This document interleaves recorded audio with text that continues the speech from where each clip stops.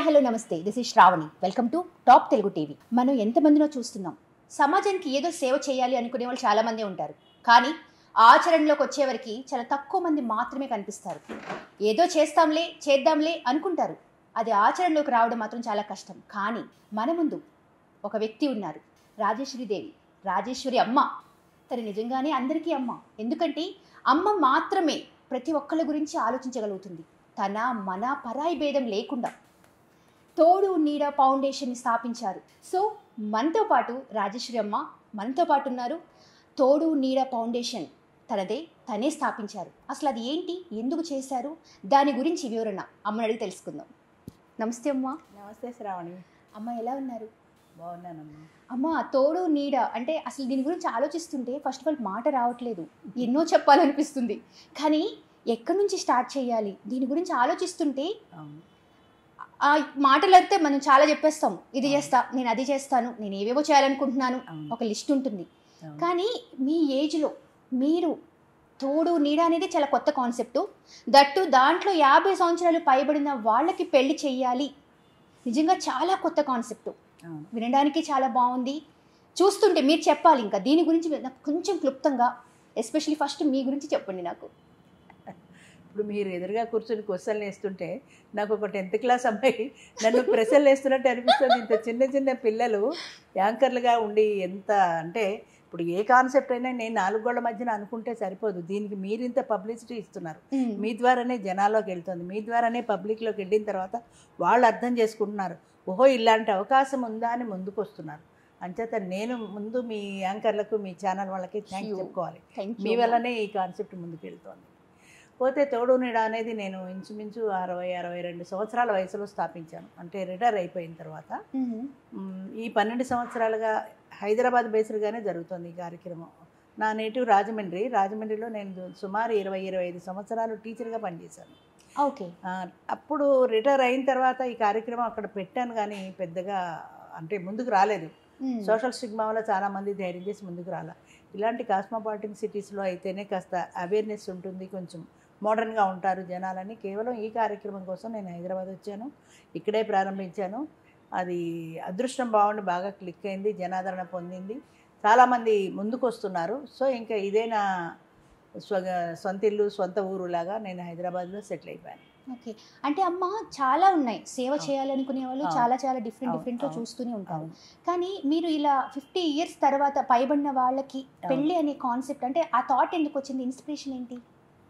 నా ఒంటరి జీవితం, 33 ఏళ్ల ఒంటరి జీవితం నాది. మీది ఒంటరి జీవితం అంటే? నేను సింగిలే. నేను సింగిల్గానే చదువుకున్నాను. 10th క్లాస్తో ఆపేసిన చదువుని మళ్ళీ మొదలుపెట్టాను, మళ్ళీ చదువుకున్నాను, పరీక్షలు పాస్ అయ్యాను, ఉద్యోగం చేశాను. 25 సంవత్సరాల ఉద్యోగంలో నేను జీవితంలో చాలా పాఠాలు నేర్చుకున్నాను. I'm introvert. అసలు నాకు బయటకు మాట్లాడడం రాదు. ఇలాగ నాన్ స్టాప్ లాగా ఎలాగ మాట్లాడుతున్నానో నాకు కూడా తెలియదు. అంటే ఆ లోపల ఉండేటువంటి ఆ ఫైరు, ఆ ఆవేశం, ఆ ఆక్రోశం నాతో మాట్లాడిస్తుంది అంతే. ఈ 10 సంవత్సరాల ఉద్యోగంలో ఒంటరి మహిళగా నేను ఎదుర్కొన్న ఇబ్బందులు కానీ, పిల్లల్ని చదివించుకోవడంలో నేను పడిన కష్టాలు కానీ, కష్టాలని నేను ప్రత్యేకంగా చెప్పను, ఎందుకంటే నాకంటే ఎక్కువ కష్టపడిన మహిళలు ఎంతోమంది ఉన్నారు. ఒంటరిగా చాలా బాధలు పడ్డారు.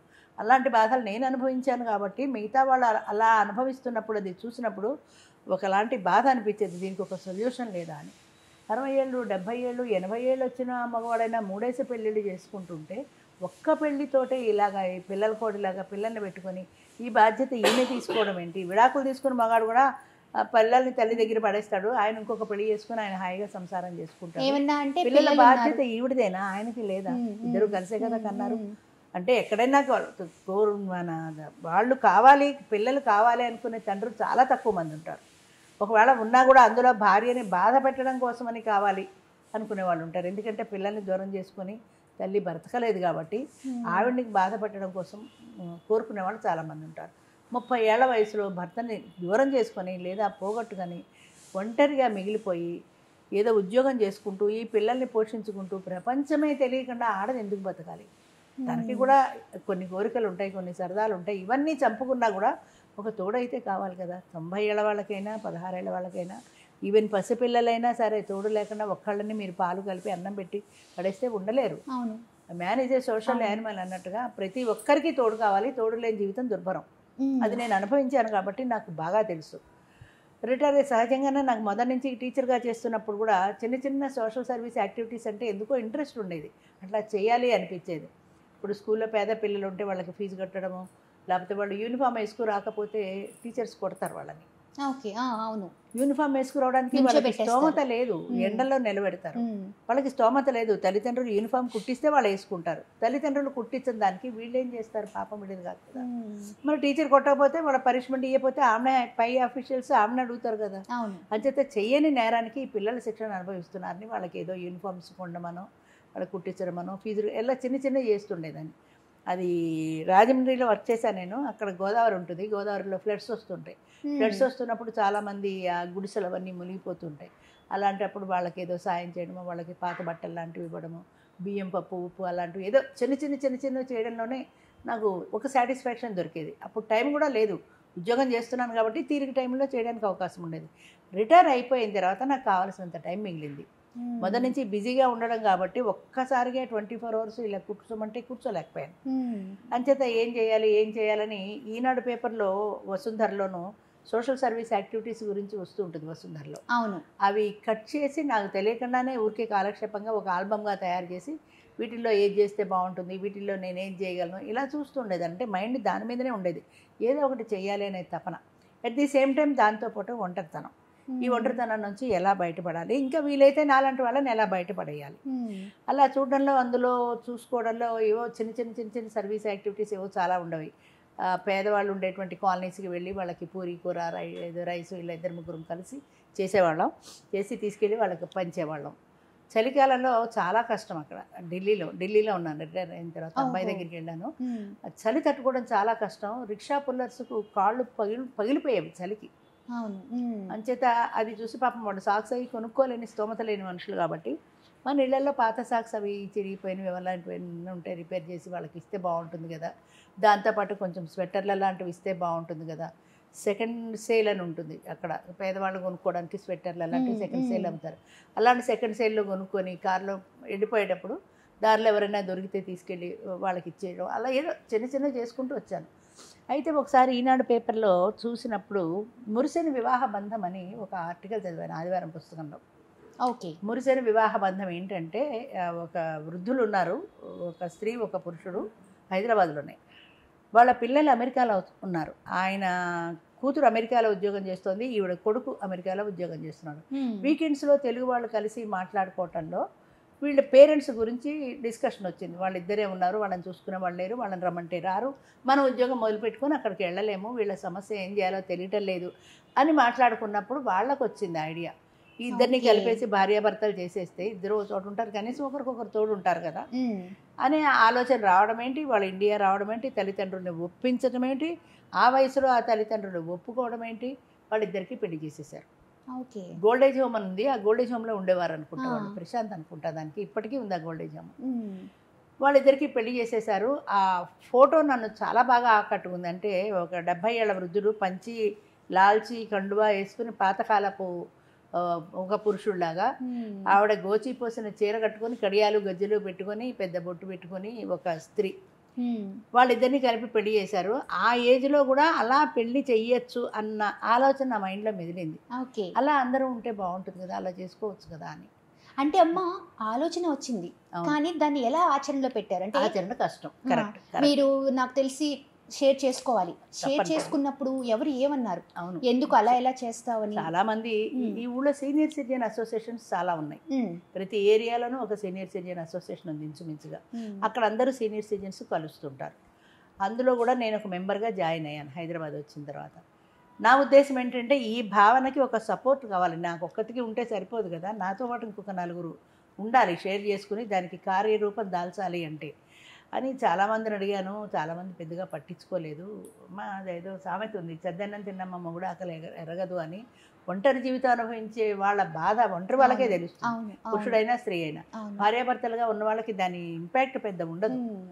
ఎందుకండి ఈ వయసులో ఎవరు ఒప్పుకుంటారండి అలా ఇలా నన్ను బాగా డిస్కరేజ్ చేశారు, కానీ నా మైండ్లో పోలేదు అది. నేను సీనియర్ సిటిజన్ అసోసియేషన్స్ ఎన్నింటికి కట్టాను, ఒక 5-6 పైనే కట్టాను. అంటే దీన్ని ఎవరైనా సపోర్ట్ చేస్తారని, వాళ్ళకి వాళ్ళ కార్యక్రమాల మీద ఉండే ఇంట్రెస్టే కానీ సహజంగా దీని మీద ఎవరు పెద్ద ఇంట్రెస్ట్ చూపించలేదు. అందులోనమ్మా ఇప్పుడు మగవాళ్ళు అనుకోండి, బాబో పాప ఉంటే అయ్యయ్యో బాబుని పాపని ఎలా పెంచేస్తాడు, అవును. పెళ్లి చేద్దాము అనుకుంటారు, sympathy అని ఉంటుంది. చాలా అవును. చాలా ఈజీ సింపతి చూపించేస్తారు. అవును అవును కానీ ఇంకా వాళ్ళకి ఆడవాళ్ళ దగ్గరికి వచ్చేసరికి అవును ఉండదు. చిన్న ఏజ్ లోనే పెళ్ళయి భర్త చనిపోవడమో ఇంకేదో జరిగినా దానికి అంతే ఆ, రాసి పెట్టు. అంతే రాసి పెట్టుందిలే, అంతే. దాని కర్మ అంతే, లేదు పిల్లలు ఉన్నారు కదా పిల్లల్ని ఎవరు చూసుకుంటారు అవును. అంటే రెండో పెళ్లి చేయాలి అనే ఆలోచన అసలు రాని కూడా రానివ్వరు. రాదు, అది వస్తే కూడా అది మహాపాపం. అసలు ఎందుకమ్మా, ఎందుకు ఆ భావన ఆడవాళ్ళు ఎందుకంటే అక్కడే అదే ఆగిపోతున్నారు. చెప్తున్నా, ఎందుకంటే తరతరాలుగా నరాలుగా మన ఆడవాళ్ళ రక్తంలో జీర్ణించుకుపోయింది ఏంటి, ధర్మేచ అర్థేచ కామేచ మోక్షేచ నాతి చరామి. ఈ స్త్రీని నేను విడను అని మగవాడు. ఇక ఆడదానికి కార్యేషు దాసి కర్ణేషు మంత్రి భోజేషు మాత శైనేశ్వరంభ రూపేచ లక్ష్మి క్షమయా ధరిత్రి షట్కర్మయుక్త కులధర్మ పత్ని. అంటే కులధర్మ పత్ని అంటే భార్య అంటే ఈ లక్షణాలన్నీ భార్యకు ఉండాలి అని ఉగ్గుపాలతో చిన్నప్పటి నుంచి నూరు పోసేశారు. ఇవన్నీ ఉండాలి. అసలు పరపురుషుడి గురించి ఆలోచించడం పూర్వం అయితే తలుపు వెనకాల నిలబడి మాట్లాడేవారు. ఈ సొంత అల్లుడు వచ్చినా సరే, ఎవరైనా సరే ఇంటికి మగవాడు వస్తే ఇప్పటికీ ఉంది. అదే ఇప్పుడు ఇంకా చాలామంది చదువుకుని మోడర్న్గా బయటకు వచ్చారు, కానీ తలుపు భర్తనే కళ్ళతో చూశారు కదా వాళ్ళు.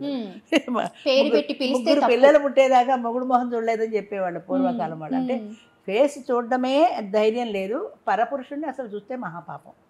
అలాగ మొదటి నుంచి బాగా బ్రెయిన్ వాష్ చేసేసి తల్ల ఉండిపోయింది ఇది. అసలు ఆడదానికి ఏం కావాలి, సూలింత బాలింత ఈ రెండే, బొంతలు కుట్టుకోవడం, డెలివరీ అవ్వడం, మళ్ళీ ప్రెగ్నెన్సీ, ఇది తప్ప వేరే ఆలోచన లేదమ్మా. అసలు ఇప్పుడు ఇన్ని రకాలు ఆలోచిస్తున్నాం, కానీ ఆ రోజుల్లో ఆలోచించే తీరిక లేదు, ఓపిక లేదు. పూజలు పునస్కారాలు, ఈ మళ్ళు దళ్ళు, ఇగో ఇలా బొంతలు కుట్టుకోవడం, పిల్లల్ని కనడం, పెద్ద చేయడం. ఒక్కొక్కరికి 10-12 మంది సంతానం. మన అమ్మమ్మల కాలంలో 2-3 కాదు కదా, ఇప్పుడు ఒక్కళ్ళు కూడా ఎందుకని అంటున్నారు. పిల్లలతో ఈ సూలింత బాలింత పెంచడం, డెలివరీలు పెంచడం, ఇవి తప్ప మైండ్ మొత్తం దాని మీదే ఉంది. దీనికి ఒక స్వతంత్ర ఆలోచన లేదు, ఆలోచించాల్సిన అవసరం కూడా రాలేదు వాళ్ళకి. ఎందుకంటే నేను చూసుకుంటున్నాను కదా, నీకెందుకు, నువ్వు పోయి వంటింటో పూజ చేసుకో, వంటింటో కూర చేసుకో అంటే అంతే, వంటింటికే పరిమితి అయ్యారు, కానీ గడప దాటి బయటికి రాలే. మా తాతగారు ఉండేవారు, ఆ రోజు కూర ఏం చేయాలో ఆయన కూరల బుట్ట దగ్గరికి వెళ్ళి ఆయన ఏరి 4 వంకాయలు లేదా 4 దొండకాయలు ఏది పెడితే అది వండడమే తప్ప బుట్టలో చెయ్యి పెట్టి ఆవిడ నచ్చిన కూర తీసుకుని వండే స్వతంత్రం ఆవిడకి లేదు. జనరేషన్ మారాక మా అమ్మ కాలం వచ్చింది కదా, ఆవిడ తీసి వండుకునే స్వతంత్రం ఆవిడకి ఉంది. ఆవిడ అడిగేది మా అమ్మమ్మని, ఎందుకు నీకు కావాల్సిన కూర నువ్వు వండుకునే స్వతంత్రం నీకు లేదా, ఎందుకు ఇది ఆశలు, పోలే అమ్మా నాకేం నష్టం, నా పనే తగ్గింది, ఆయనే అంటే ఆలోచన కూడా అంతే ఉండేది. నేను ఎందుకు తీయకూడదు నాకు క్వశ్చన్ లేదు అసలు. అలాంటి వాతావరణంలో పెరిగారు. అలాంటి వాతావరణంలో పెరగడం వల్ల ఇంత మీకు తెలుసో తెలీదో, బ్రాహ్మణ్ కమ్యూనిటీలో భర్త చచ్చిపోతే ఆడదానికి జుట్టు తీసేసి గుండు చేస్తారు. అసలు ఇప్పుడు మనం చూడం అలాంటి వాళ్ళని. అవును, మేము ఎరుగుదాం అలాంటి వాళ్ళని చాలా మందిని చూసాం. భర్త పోయిన వెంటనే బాలవితంతురు అంటే ఎర్లీ మ్యారేజెస్ కదా, దానికి గుండు చేసేసి, అంటే అది అందవికారంగా ఏ మగవాడు అట్రాక్ట్ అవ్వకుండా ఉండాలి. ఏకవస్త్ర అంటే ఒకటే పంచి కట్టుకోవడం, జాకెట్లు లేవు, ఏకవస్త్రం ఇలా ఉండడం, ఒక పూట భోజనం. అంటే దాన్ని మానసికంగాను శారీరకంగాను సంసిద్ధరాన్ని భర్త చనిపోయాడు కాబట్టి వికృత రూపంతో మగవాళ్ళలాగా ముఖం చూపించాలంటేనే సిగ్గుపడి వాళ్ళే వెనక్కి వెళ్ళిపోతారు. ఈ వికృత రూపాన్ని చూసి ఏ పురుషుడు అట్రాక్ట్ అవడు. ఇక పూజలు మళ్ళు దళ్ళు వ్రతాలు, ఏ జన్మలోనో పాపం చేసుకున్నా వైధవ్యం వచ్చింది, ఈ జన్మలో 3 పుణ్యం చేసుకో, వచ్చే జన్మకైనా బాగుంటుంది అంటే అలా చేసుకోవడం అలవాటు అయిపోయింది వాళ్ళకి. అంతే తప్ప నాకు ఒక తోడు కావాలి, నాకు ఇది కావాలి, ఇది అక్కర్లేదన్న కోరిక లేదు. అలాంటి వాతావరణంలో ఉండిపోయారు. అలాంటి వాళ్ళలోంచి ఇలాంటి రివల్యూషన్ రావడం అంటే ఎంత కష్టం. అవును, అది జనరేషన్ మారింది, తరం మారింది. మా అమ్మగారి తరం, మా తరం వచ్చిన తర్వాత కొంచెం ఆడవాళ్ళు, మా అమ్మగారి కాలంలో చదువులు లేవు, మా కాలం వచ్చాక కొంచెం చదువులు వచ్చాయి. హై స్కూల్ చదువులు, తర్వాత కాలేజీ చదువులు, ఏదో కొంతమంది కనీసం ముందుకు వచ్చి చదువుకున్నారు. చదువుకుని బయట ప్రపంచాన్ని ఎప్పుడైతే కళ్ళు తెరిచి చూడడం మొదలెట్టారో, ఓహో ఇదా ప్రపంచం అని అర్థమైంది. బయటకు ఎడుతున్నారు కాబట్టి ఆటోమేటిక్గా బొట్టు లేకపోయినా బొట్టు పెట్టుకుంటాం, లేకపోతే అందరు అడుగుతారు, మనం కాస్త మంచిగా తయారవ్వాలి, అగ్లీగా ఉండకూడదు. ఇవన్నీ ఒక్కొక్కటే వచ్చాయి. ఇంట్లో వాళ్ళు కూడా బయటకు ఎడుతుంది కదా, అలా ఉంటే ఏం బాగుంటుంది అని చూసి చూడక ఊరుకున్నారు. ఎప్పుడైతే ఇదంతా వెళ్ళడం, మాట్లాడడం, స్కూళ్ళు, పరిచయాలు, మగవాళ్ళు అందరూ కలిసి తిరగడం అనేది ఒక అలవాటు అయ్యిందో సొసైటీలో, సహజంగానే అట్రాక్షన్ ఉంటుంది, సహజంగానే కోరికలు ఉంటాయి వాళ్ళకి. కానీ సొసైటీ పట్ల భయం కొద్దీ అణుచుకునేవారు. అనుకునేవారు తప్ప ధైర్యంగా ముందుకు ఎవరు రాలా. అసలు ఇది ఎప్పుడు స్థాపించారమ్మా మీరు? 2010. 2010. అప్పట్లో మీకు అంటే ఎంతమంది స్టార్ట్ అయ్యారు, అసలు ఎన్ని విమర్శలు ఎదుర్కొన్నారు? అదే ఈ కార్యక్రమం చేయాలి, ఎలా చేయాలి అనుకుంటున్నప్పుడు హెల్పేజ్లో రాజేష్ అనే ఒక కుర్రవాడు పనిచేసేవాడు. హెల్పేజ్ అనేది సీనియర్ సిటిజన్స్ కోసం అని వర్క్ చేసే ఎన్జిఓ. అది కూడా సీనియర్ సిటిజన్స్కి సంబంధించింది కాబట్టి నాకు కొద్దిగా హెల్ప్ చేస్తుండేవాడు. అప్పుడు ఆ అబ్బాయి సలహా ఇచ్చాడు నాకు, మీరు ఎన్ని అసోసియేషన్స్ తిరిగినా కూడా మీకు కావాల్సింది కుదరదు, మీకు కావాల్సి వచ్చినట్టు మీరు చేసుకోలేరు, మీరు సొంతంగా ఒక అసోసియేషన్ స్థాపించుకోండి. అసోసియేషన్ స్థాపించుకుని మీకు నచ్చిన పద్ధతిలో దాన్ని మలుచుకోండి. మీ వెనక 10 మంది వస్తారు. మొదటి అడుగు మీరు వేయాలే కానీ వేస్తే 10 అడుగులు మీ వెనక వస్తాయని ఆ అబ్బాయి ధైర్యం చెప్పాడు. నాకు చేయాలనే కోరిక, కానీ ఎట్లా చేయాలో అసలు ప్రొసీజరు, స్థాపించుకోవడం, ఎన్జిఓ ఇవేమీ నాకు తెలియవంటే మీకు ఎందుకమ్మా నేను ఉన్నాను కదా అని ఆ అబ్బాయిది వెళ్ళి ఎన్జిఓగా తోడు నీడ పేరు పెట్టి దాన్ని రిజిస్ట్రేషన్ చేయించి 2010 సంవత్సరంలో ఆ రిజిస్ట్రేషన్ కాగితం తెచ్చి నాకు నా చేతిలో పెట్టాడు. ఎలా చేయాలి అది కూడా నాకు తెలియదంటే నేనున్నాను, మీకు ఏ రకమైన టెక్నికల్ సహాయం కావాలన్నా నేను చేస్తా, ఆలోచన మీది ఆచరణ నాది. అలా సలహా చెప్పాడు. ఇది ఎలా చేయాలి అంటే ఒక ప్రజల్లోకి వెళ్ళాలి కదా ఈ కాన్సెప్ట్. మనం ఒక ప్రెస్ మీట్ పెడదాం, ప్రెస్ మీట్ పెట్టి ప్రెస్ వాళ్ళకి తెలియచేద్దాం, దాని ద్వారా ప్రజల్లోకి వెళ్తుంది. స్టార్టింగ్ ప్రెస్ మీట్ పెట్టినప్పుడు అమ్మా ఎలా ఉన్నారంటే జనాలు ఎలా తీసుకున్నారు దీన్ని? 50 ఏళ్లలో స్టార్టింగ్ ప్రెస్ మీట్ పెట్టినప్పుడు media, electronic media, paper media అందరూ కలిపి 10 మంది కూడా రాలా, 5 6 వచ్చారు. అసలు దీని విషయం పెద్ద తెలియదు కదా, ఏదో ప్రెస్ మీట్ పెట్టాము ఏదో రావాలి కదా అని వచ్చారు అంతే. అయితే ఇందులో నేను ఇంకొక కొత్త ప్రయోగం చాలా ధైర్యంగా చేసింది ఏంటంటే live in relation. Live in relation అనేది అసలు ఇంకా అప్పటికి జనాలకు ఎవరికీ తెలియదు. అవును, నేనే మొదలుపెట్టాను. ఎందుకు మొదలుపెట్టానంటే ఈ పరిచయాలు చేసుకోవడంలో, ఈ పెళ్లి గురించి రావటంలో పిల్లల నుంచి చాలా వ్యతిరేకత వచ్చింది. ఎస్పెషల్లీ హై ప్రొఫైల్ ఉన్నవాళ్ళు, అంటే బాగా డబ్బున్నట్టు వ్యక్తి పెళ్లి చేసుకుంటే ఆమెకి ప్రాపర్టీ పోతుంది. అవును, కాబట్టి ఎందుకు పెళ్లి మీకు, మేమున్నాం కదా అంటే అసలు తోడు అంటే వాళ్ళ ఉద్దేశంలో తిండి బట్ట. ఈ వయసులో పెళ్ళి ఎందుకు, ఈ వయసులో అంటే కేవలం పిల్లల్ని కనడం కోసమే కాదు, ఒక మానసికమైన తోడు కావాలన్నది యంగ్ జనరేషన్కి అర్థం కాలేదు, అర్థం కాదు కూడా, ఇప్పటికి కూడా చాలా మందికి అర్థం కాదు. అంటిల్ అన్లెస్ మళ్ళీ వాళ్ళు ఆ ఏజ్కి వెళ్తే కానీ తెలియదు. ఆ ఏజ్లో ఉంటేనే ఎక్స్పీరియన్స్ అవ్వాలి. లేకపోతే మేము స్టెప్ మదర్ మాకు ఇష్టం లేదు, సవితల్లి మాకు ఇష్టం లేదు, సవితండ్రి మాకు ఇష్టం లేదు, మీకు ఫుడ్ పెడుతున్నాం కదా, మా ఇంట్లో ఉన్నారు కదా, ఇంకా మీకు ఏం కావాలి? ఈ రెండే కాదు ఇంకొకటి మూడోది కావాలి, ఒక తోడు కావాలనేది వాళ్ళకి యాక్సెప్ట్ చేయలేదు. కొంతమంది ప్రాపర్టీ పోతుందని అంచేత లివ్ ఇన్ రిలేషన్ ప్రవేశపెట్టాం. లివ్ ఇన్ రిలేషన్లో ఏంటంటే ఎవరి ప్రాపర్టీ మీద రెండో వాళ్ళకి హక్కు లేదు, ఒకరి ప్రాపర్టీ మీద ఒకరికి ఎలాంటి హక్కు లేదు. అంచేత ఉన్ననాళ్ళు ఫ్రెండ్లీగా ఉంటారు. ఒకవేళ వద్దు అనుకున్నారు అనుకో, పడలేదు అనుకో, బాబు నాకు వద్దని సలాం కొట్టి ఆవిడ వెళ్ళిపోతుంది, ఇద్దరు విడిపోతారు. దానికి ఎలాంటి కోర్టు లీగల్గా దాన్ని ఏమంటారు, అది డైవర్సు, ఈ తల్లెప్పులు, ఈ కింది కోర్టు కావచ్చు, పై కోర్టు కావచ్చు, సుప్రీంకోర్టు, ఈ తిరుగుడాలు లేవు. కావాలనుకున్నాం వచ్చాం, వద్దు అనుకున్నాం వెళ్ళిపోయాం, అది వాళ్ళిద్దరికి సంబంధించిన విషయమే. అది ప్రవేశపెట్టిన తర్వాత జనాలు ఎక్కువ మంది అట్రాక్ట్ అయ్యారు. ఆడవాళ్ళు అనుకున్నారు ఈ మొగుడు ఏదో పెత్తనమును, నేను మొగుడిని నేను చెప్పినట్టు నువ్వు వినాలి అనే అజమాయిషి నాకు ఉండదు, నేను స్వేచ్ఛగా ఉంటాను ఆవిడ అనుకుంది. దీనికి ఏం పెట్టక్కలేదు కదా, ఖర్చే లేదు, ఇంత ఫుడ్ పడేస్తే పడుంటుంది కదా, మనకి లాభమైన ఆయన అనుకున్నాడు. ఆ రకంగా లివ్ ఇన్ రిలేషన్కి ఒక ప్రాధాన్యత వచ్చింది. లివ్ ఇన్ రిలేషన్ అనేది ఎప్పుడైతే నేను ఆ ప్రెస్లో చెప్పానో వాళ్ళకు కూడా ఇది కొత్త కాన్సెప్ట్ కాబట్టి బాగా ఇంట్రెస్ట్ అనిపించింది. వాళ్ళ ఫ్రెండ్స్ అందరికీ ఫోన్లు చేసేసుకున్నారు. మధ్యాహ్నం 2 గంటలకి ఫుల్ మీడియా మొత్తం ఉన్నారు, ప్రింట్ మీడియా, ఎలక్ట్రానిక్ మీడియా, అందరూ వచ్చేసారు, అందరూ వచ్చేసి తీసేశారు. అదే రోజున ఇదేంటిది అదేదో ఛానల్ ఉంది, పేరు గుర్తురావట్లేదు నాకు, ఆ ఛానల్ వాళ్ళు సాయంత్రం లైవ్ టెలికాస్ట్ కూడా పెట్టేశారు. అసలు టీవీ ముందే ఎప్పుడు కూర్చోలేదు, దానితో అందులో లైవ్ టెలికాస్ట్. సరే అలాగా బాగా పాపులర్ అయిపోయింది. సరే ఆ మీటింగ్లోనే అక్టోబర్ 24వ తారీఖున ఇప్పుడు ఎక్కడైనా పెట్టాలి, హాల్ బుక్ చేయాలంటే డబ్బులు కావాలి, మనకి డబ్బులేవి, ఆలోచన అయితే ఉంది. కానీ కూకట్పల్లిలో ధోలారీధని అని ఒకటి ఉంది, రాజస్థానీ, తెలుసు కదా, తెలుసమ్మా. అది అప్పట్లో 250 రూపాయలు అనుకుంటా టికెట్, 250 రూపాయలు టికెట్ పెడితే పొద్దు నుంచి సాయంత్రం దాకా మీరు అక్కడ ఉండొచ్చు, మీ ఫుడ్ ఫ్రీ, అందులో ఉన్న స్టాల్స్ అవన్నీ చూసుకుని కాలక్షేపం చేసి రావచ్చు.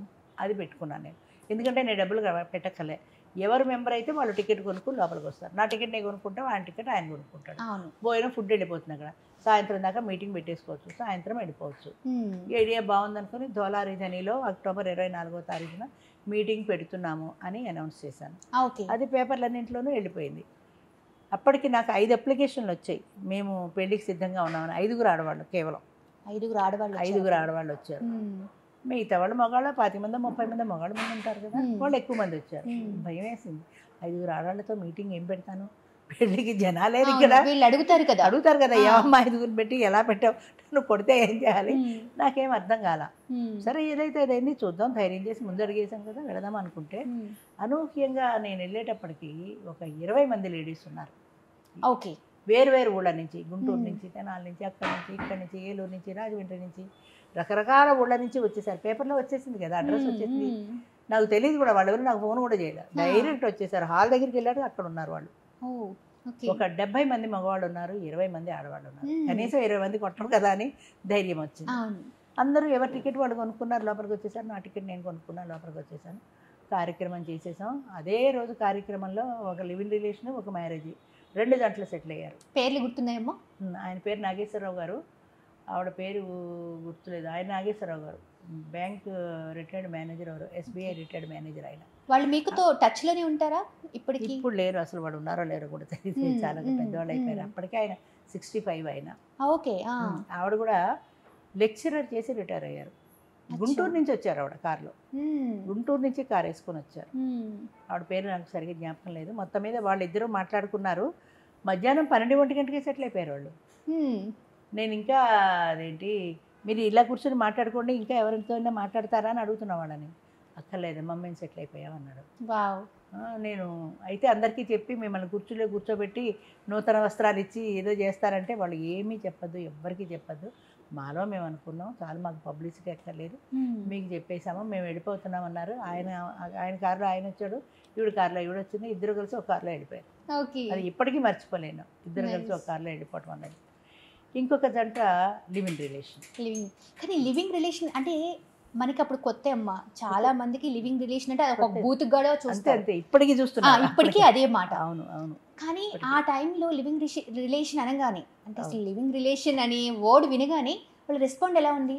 వాళ్ళు ఫస్ట్ అడిగిన క్వశ్చన్స్ ఏంటి? లివింగ్ రిలేషన్కి వచ్చారు అప్పట్లో. నేను కూడా నమ్మలేని నిజం ఏంటంటే ఎక్కువ మంది లేడీస్ ముఖ్యంగా లివింగ్ రిలేషన్ ప్రిఫర్ చేశారు. ఓకే. నేను అడిగాను, పెళ్లిలో ఉన్న గ్యారంటీ ఇందులో లేదని తెలిసి మీరు ఎందుకు ఇది ప్రిఫర్ చేస్తున్నారు అని అడిగితే వాళ్ళు ఏం చెప్పారంటే, అమ్మ ఫస్ట్ హస్బెండ్తో మాకు చాలా బ్యాడ్ ఎక్స్పీరియన్స్. ఆయన తాగడం, తిరగడం, ఇంటికి వచ్చి కొట్టడం, నేను ఈ మొగుడు ఉండడం, నాన్న అది చెయ్యి ఇది చెయ్యి, నాన్ వెజ్ ఉండడం, ఈ బాధలన్నీ ఆయన డామినేషన్ వల్ల పడ్డాం. ఆ డామినేషన్ ఎందుకు వచ్చిందంటే రైట్ ఆయన చేతిలో ఉంది, భర్త అనే రైట్ ఉంది కాబట్టి. ఇప్పుడేంటి ఆయన ఫ్రెండ్, నువ్వు నన్ను కొడితే కుదరదు, తిరిగితే కుదరదు, నాకు ఇష్టమైతే వండుతా, కష్టమైతే లేదు అని చెప్పగల రైట్ నాకు వచ్చింది దీనివల్ల. అంచేత నేను ఇదే ప్రిఫర్ చేస్తాను. వాడితో కోర్టుకి ఎక్కి ఈ ఏజ్లో 50 ఏళ్ళు 60 ఏళ్ళ తర్వాత కోర్టు చుట్టూ తిరిగే ఓపిక నాకు లేదు. అదృష్టం బాగుంటే శాశ్వతంగా ఉంటాం, బాగాలేకపోతే ఎవరి దారిని వాళ్ళు వెళ్ళిపోతాం, మా బతికి ఇంతే అనుకుంటాం. కానీ ఇక్కడ చూడండి, ఆడవాళ్ళు మేము ఇంత కష్టపడుతున్నామని తెలుసు, మేము ప్రాబ్లం ఫేస్ చేస్తున్నామని తెలుసు, కానీ బయటికి రారు. ఏదన్నా ఉంది అని అంటే దాని దగ్గరికి వస్తున్నారు. అణుచుకోవడం అనేది ఆడదానికి ప్రధాన లక్షణం అయిపోయింది. అదే ఏదైనా సరే భరించడం బాగా అలవాటు అయిపోయింది. అంచేతే బయటికి రారు, తిరిగి రారు, చెప్పరు, ఏ కష్టం వచ్చినా చెప్పరు. ఒకటి ఇంట్లో వాళ్ళ భయం. పూర్వకాలంలో తల్లిదండ్రులు కూడా ఏదైనా తేడా వస్తే భరించాలి, మొగుడు కదా, పడాలి, కొన్నాళ్ళు పోతే అదే తగ్గుతుంది. మా అమ్మగారు నాన్నగారు కూడా అంటుండేవారు, 40 ఏళ్ళు వస్తే తగ్గిపోతుందమ్మా. 40 ఏళ్ళు నువ్వు భరించాలి కదా, అంటే 10-15 ఏళ్ళు పెళ్ళయ్యాక భరించాలి కదా, అలా అనేవాడు కాదు. ఆ వయసు వస్తే అదే తగ్గిపోతుంది, మా మగాడికి ఉగ్రం, వాడి సహజ లక్షణం అది, వాళ్ళు అలాగే ఉంటారు అనేవాళ్ళు. ఎక్కువ మంది అంతే అనేవారు. అది విని వీళ్ళు కూడా వాళ్ళు అలాగే ఉంటారని వీళ్ళు కూడా అలాగే అలవాటైపోయారు. అమ్మ, ఆడవాళ్ళు ఇప్పుడు ఇంతమంది వచ్చారు, ఎవరైనా సరే ముందుకొచ్చి మేము అవును డేర్గా పెళ్లి చేసుకున్నాము, మంచి డేర్గా ఉన్నాము, మా పిల్లలతో మేము చెప్పుకున్నాము అని ఎవరైనా ముందుకు రావడం జరిగిందా? అట్లీస్ట్ కొంతమంది అయినా. వీళ్ళే ఉన్నారు. ఓకే. వాళ్ళ పిల్లలు కూడా వచ్చారు వాళ్ళ పెళ్లికి, వాళ్ళ మనవరాలు, మనవాడు, వాళ్ళ కొడుకు, కోడలు అందరూ వచ్చారు. 10 సంవత్సరాల కిందట అదే ఇది స్టార్ట్ చేసిన కొత్తలోనే రాజేశ్వరి కోటేశ్వరరావు అని విజయవాడ, ఆయన విజయవాడలో ఉంటారు. ఈ మీటింగ్కి వచ్చారు. రాజేశ్వరి అనే ఆవిడతో మాట్లాడుకున్నారు. ఆవిడకి 62, ఆయనకి 72. వాళ్ళు పెళ్లి చేసుకున్నారు. ముందు పెళ్ళి కూతురు ఒప్పుకోలేదు. ఓ ఏడాది 2 ఏళ్ళు పోయినాక కూతురు కూడా ఒప్పుకుంది. వాళ్ళు మొన్న లాస్ట్ ఇయర్ అనుకుంటా 10 years సెలబ్రేషన్ చేసుకున్నారు. సీనియర్ సిటిజన్స్ అయ్యి ఉండి ఈ వయసులో పెళ్లి చేసుకుని 10 సంవత్సరాల వైవాహిక జీవితాన్ని ఫోటో ఉంది, చూపిస్తాను. ఫోటో కూడా తీసుకొచ్చుకోవాలంటే ఇంత పెద్ద ఎంతమంది ఉన్నారో, ఒక 50 మంది పైన ఉన్నారు బంధువులు. ఇప్పటి వరకు ఎంతమందికి చేశారమ్మా మీరు పెళ్ళిళ్ళు? ఐడియా ఉందా? అన్లిమిటెడ్ అమ్మా, లెక్క పెట్టట్లేదు, మానేశాను. అంటే ఏమైందంటే మొదట్లో సిన్సియర్గా వచ్చి పెళ్లి చేసుకున్నామని చెప్పేవారు, తర్వాత తర్వాత తర్వాత చెప్పడం మానేశారు. ఎందుకంటే ఎందుకు చెప్తే ఏమన్నా డొనేషన్ అడుగుతుందేమో మనకెందుకు అని ఒకటి. రెండో కారణం, మన పెళ్ళి అయిపోయాక ఇంకెందుకు ఆవిడతో మనకేంటి, అవసరం అయిపోయింది కదా, మనం అనవసరం మాట్లాడడం అని అవాయిడ్ చేసేవాళ్ళు. కొంతమంది ఆయనోటో తెలుస్తుంది మనకి కొద్ది రోజుల తర్వాత. నేను ఏమ్మా పెళ్లి చేసుకున్నాడు కదా నాకు చెప్పలేదంటే, మీకు చెప్పాలని ఏమైనా రూలా అండి అని అడిగింది ఆవిడ. రూలే, నిజంగా చెప్పాలంటే అప్లికేషన్లో ఉంది 22వ పాయింట్. ఏమనంటే పెళ్లి చేసుకుంటే సంస్థకు తెలియజేయాలి అని ఉంది. ఇన్ఫామ్ చేసి తీరాలి. సాధారణంగా సాంప్రదాయం ఏంటంటే పెళ్ళి అయిపోయిన తర్వాత నెక్స్ట్ మీటింగ్కి వస్తారు. ఇప్పుడు వీళ్ళు ఉన్నారనుకోండి, నెక్స్ట్ మీటింగ్కి వచ్చి మేము ఇలా పెళ్లి చేసుకున్నామని తెలియజేస్తారు సభలో, పబ్లిక్ మీటింగ్లో. ఎందుకంటే దానివల్ల అదొక ఇన్స్పిరేషన్, ఒక ధైర్యం. ఓ వాళ్ళకి పెళ్ళయింది, రేపొద్దు నాకు అవుతుందేమో అనే ఒక ఆశ ఉంటుంది, ఎంకరేజ్మెంట్ ఉంటుంది. అందుకని వాళ్ళని వచ్చి చెప్పమంట, ఒంటరిగా ఉన్నప్పుడు ఎంత దుర్భరంగా జీవించారు, ఇప్పుడు ఎంత ఆనందంగా ఉన్నారు అని. ఇప్పుడు నేను చెప్పిన రాజేశ్వరి కోటేశ్వరరావు అని ఆవిడ చెప్తుంది, 100కి 100 పాళ్ళు నేను సంతోషంగా ఉన్నానమ్మా, ఒక్క పాయింట్ కూడా, ఒక్క 1% కూడా తేడా లేదు అని. మరి ఆయన 72 ఏళ్ల ముసలాయన, ఆయన ఏం చూసుకుంటున్నాడు అంటే ప్రేమ అనేది, అభిమానం, ఇష్టం అనేది మనసులోంచి రావాలి. It is not physical need, అంతే, మనసులోంచి రావాలి. ఆయన అంత ఆప్యాయంగా, ఎంత ఆప్యాయంగా చూసుకుంటున్నాడో చిన్న ఉదాహరణ చెప్తా. ఆయన రాత్రి పగలు డ్రింక్ అలవాటు ఆయనకు, ఆమె వచ్చాక కూడా అదే కంటిన్యూ అవుతుంది. ఒకరోజు పండగ రోజున ఆవిడ పట్టు చీర కట్టుకుని తలస్నానం చేసి పూలు పెట్టుకుని ఇంత పెద్ద బొట్టు పెట్టుకుని ఇంట్లో తిరుగుతుంటే ఆయనకు అనిపించిందిట, ఒకప్పుడు వైధవ్యం అనుభవించి నా దగ్గరికి వచ్చి మళ్ళీ ముత్తైదు అయింది, నేను ఇలా తాగి నేను చెడగొట్టుకుంటే అది మళ్ళీ ఆవిడకి ఇలాంటి వైధవ్యం వస్తే అది నా వల్ల కదా, అందుకని ఆమెకి అలాంటి పరిస్థితి రాకుండా జీవితాంతం ఆవిడ ముత్తైదులా చూడడం నా బాధ్యత. చూడాలంటే నేను బతికుండాలంటే ఈ డ్రింక్ మానాలి అని ఆయనకు ఒక్క థాట్ వచ్చింది. ఆ క్షణం నుంచి కొన్ని సంవత్సరాలు, ఆయన 5-6 ఏళ్ళు అయింది మానేసి డ్రింక్. ఈ రోజు వరకు ఒక్కసారి డ్రింక్ ముట్టుకోలేదు, టెంప్టేషన్ కూడా రాలేదు. ఆయన ఇంటర్వ్యూ ఉంది మీకు ఇందులో, తోడు నీడ యూట్యూబ్లో ఉంది. శ్రీహరి ఇంటర్వ్యూ చేశాడు ఆయన. ఆయన చెప్పాడు, నాకు పెళ్ళి అయిన తర్వాత రాత్రిపూట నిద్ర పట్టేది కాదు, ఇప్పుడు నిద్ర పడుతోంది, బీపీ కంట్రోల్కి వచ్చింది, షుగర్ తగ్గింది. అంటే సైకలాజికల్గా ఉండేటువంటి స్ట్రెస్ లేదు ఇప్పుడు, పక్కన ఒక మనిషి ఉన్నది కాబట్టి నేను ఒంటరిగున్నాను ఏమైపోతాను అనే భయం లేదు. బీపీ తగ్గింది, షుగర్ తగ్గింది, డ్రింక్ మానేయడం వల్ల కొంచెం ఆరోగ్యం బాగుపడింది, ఈ వయసులో కూడా బాగా ఉన్నాడు, ఆవిడ బాగా చూసుకుంటుంది. నాకంటూ ఒక భరోసా ఉన్నారు, చాలా ఒక ఫీలింగ్, చాలు సైకలాజికల్ ఫీలింగ్ అది. అంటే ఆ 10 సంవత్సరాలు నిజంగా ఎంత అన్యం ముచ్చటైందో చూసి, 10 ఏళ్ల జీవితం గడిపి ఈ దాంపత్య జీవితాన్ని 10 ఏళ్ళు మనం సెలబ్రేట్ చేసుకుందామని అందరినీ పిలిచి ఇంత చేసుకోవడం ఎంత విశేషం అది. నాకైతే చాలా నిజంగా అనిపించింది ఈ కార్యక్రమం చేస్తున్నందుకు ఈ సంతృప్తి చాలు అని. అలా ఎంతోమంది ఇలాంటి టైంలో అమ్మ, ఎవరైనా పిల్లలు ఇప్పుడు పెళ్ళిళ్ళు చేసుకున్నారు అని అంటే మీ దగ్గరికి వచ్చి కొట్లాడడం, గొడవలు పడటం, అసలు మీరెవరు, ఎందుకు? స్టార్టింగ్లో చాలా ఉంది, స్టార్టింగ్లో ఎక్కువ ఫేస్ చేశాను ఇలాంటి. ఒకళ్ళు వచ్చారు, ముగ్గురు పిల్లలు వచ్చారు, మీరెవరు మా నాన్నకి పెళ్లి చేయడానికి. ఓకే, నేనేం పెళ్లి చేయట్లేదు, పరిచయ వేదిక పెడుతున్నా, ఆయనకి ఇష్టమై ఆయన పెళ్లి చేసుకుంటున్నాడు, ఆయన మైనారిటీ తీరినవాడు, ఆయన జీవితం ఆయన ఇష్టం, మీకు సంబంధం లేదు కదా, ఆయనకు తోడుకోవాలనుకున్నప్పుడు మీకేంటి అభ్యంతరం అని అడిగారు. అంటే వాళ్ళ అమ్మాయి చెప్పింది, ఆయనకి కొన్ని కోట్ల ఆస్తి ఉందండి, కొన్ని సినిమా హాళ్ళు ఉన్నాయి, అవే కొన్ని కోట్లు చేస్తాయి, ఆ కోట్ల ఆస్తి పోతే ఊరుకుంటావా మరి అంది. కోట్ల ఆస్తి కోసం ఆయన పెళ్లి చేసుకోకుండా జీవోత్సవంలో ఏడ్చుకుంటూనే కూర్చోవాలంటే, మేము ఉన్నాం కదండి, నేను ఫుడ్ పెడుతున్నా కదా, మా అన్నదమ్ములు ఉన్నారు, షాప్ నుంచి రాగానే కౌలు చెప్పుకుంటారు, ఆయనకి ఇంకేం కావాలి, ఫుడ్ షెల్టర్ ఇస్తున్నాం కదా అంది. ఈ రెండూ కాకుండా కావాల్సిన ప్రతి మనిషికి ఉంటాయి, ఈ ఏజ్లో మీకు తెలియదు, ఆ ఏజ్ వస్తే తెలుస్తుంది, ఆయనకి మాట్లాడుకోవడానికి ఒక మనిషి కావాలి.